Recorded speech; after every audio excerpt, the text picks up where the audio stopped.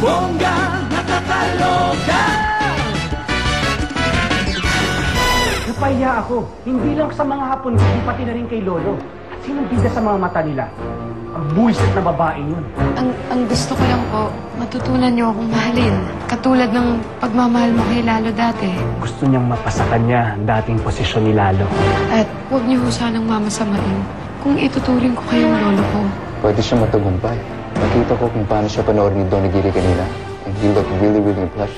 Kaya bago pa mahulog ang loob ng Lolo sa kanya, kailangan sirain ko na siya. Kailangan makuha mo muna ang tiwala at respeto. Ipinapangako ko po sa inyo, Don Aguirre. Hindi ko kayo bibigoin. Pero Papa, do you really need to give her a managerial position? Hindi ko lang maipaliwanag. Pero kanina, nung kasama ko siya, para ko na rin kasama siya. Ikaw bang pinagtabuyan mo anak ko?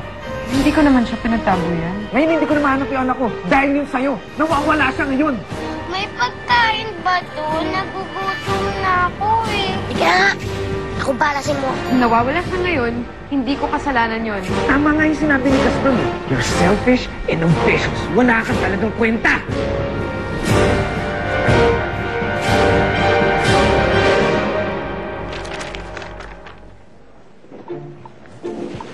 Dito mo lang pala ako dadalhin?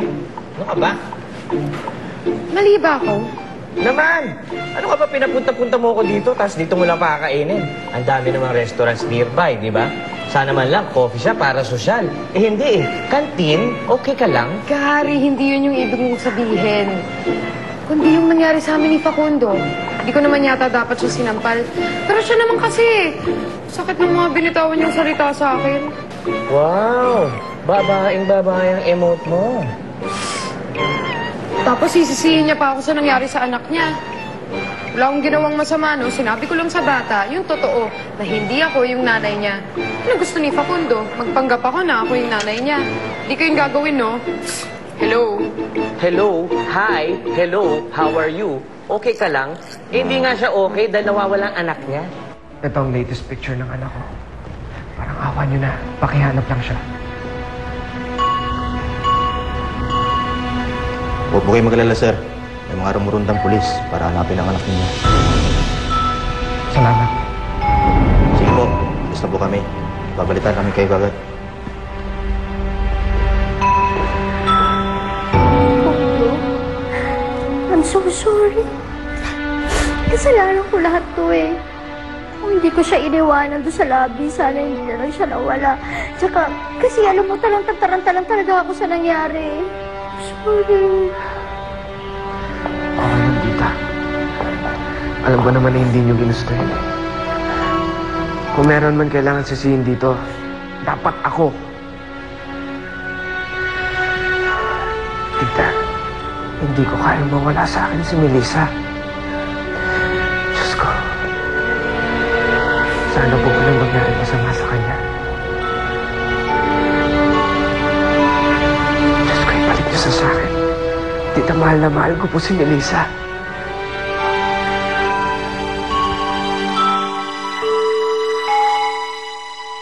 Kasalanan at problema niya yun. Wala naman akong ginawang masama, no? I refuse to feel guilty about it.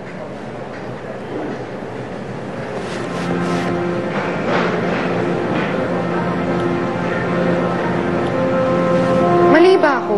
Eh? Merry-go-round ka? Parang ako nahihilo sa'yo eh. Alam mo, eto lang yan.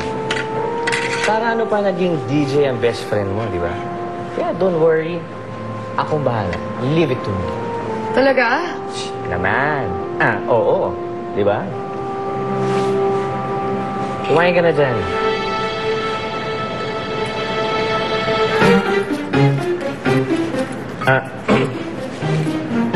Parang kilala ko yung babae doon. In fairness, ha? Ang syongit niya.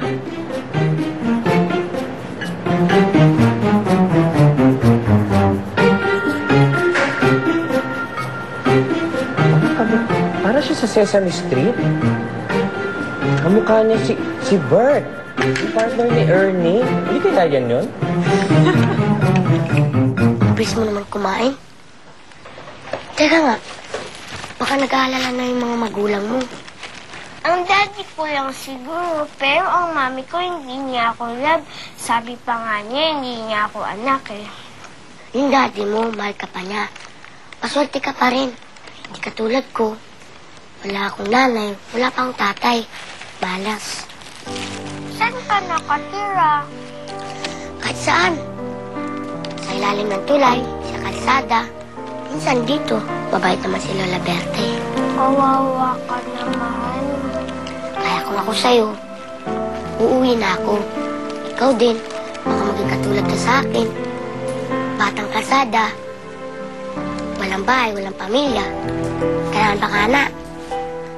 Okay, friends, panandalian po natin, pinuputol ang ating programa dahil meron tayong panawagan dito. Nawawala po yung daughter ng friend ko. Ang pangalan po niya ay si Melissa. She's 7 years old at maputi siya at cute na bata. Kung sino man ang nakakaalam kung nasa ng batang to, pakidala na lang po dito sa studio. At bilang reward po para sa magdadala dito sa bata, meron po kayong libreng panawagan o greetings. At pwede rin po kayong mag-request kung anong favorite song nyo. Thank you very much. Boy, ito na yung bayad mo, anak.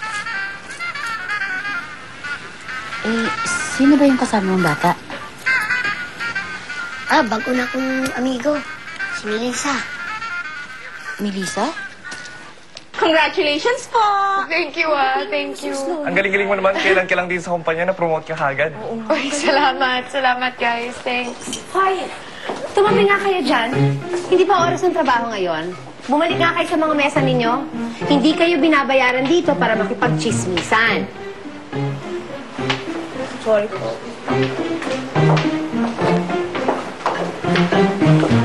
Lola! Namnamin mo yan! Sarap? Kung masagot ka pa, ha? Kung gaano kabis umakit, ganun kakabis babagsak, uy! Masagot ka pa, ha? Don't mind that, Gaston. He's just a sore loser. I don't think we've officially met. I'm Pato. Lola. Congratulations on your promotion. You deserve it. You know the way you handled that presentation in there? Very awesome. Hindi naman. Medyo lang. You know we should celebrate this promotion of yours. May gagawin ka ba mamaya? May gagawin ka ba bukas? Ano naman? Aayain mo ako mag-date? Sana. Baka pwede tayo mag-dinner or something. Wala. Wala na akong gagawin. Well, okay lang ba?